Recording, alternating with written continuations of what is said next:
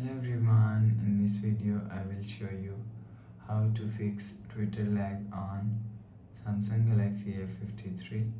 Let's start the video. First of all, restart device, just click and hold side power button and click on this restart icon. Again tap on this restart icon, you will see phone is restart. After restarting, enter phone pin. You will see a problem is solved.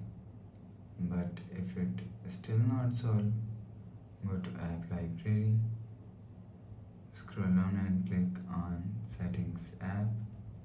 Now in setting, scroll down and click on apps. After click on apps, scroll down and search Twitter app from here.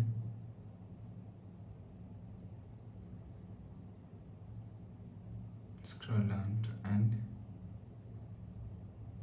click on Twitter and click on storage and cache. If you want to fix this Twitter lag, so clear cache Twitter app. After clear cache, go back to home screen.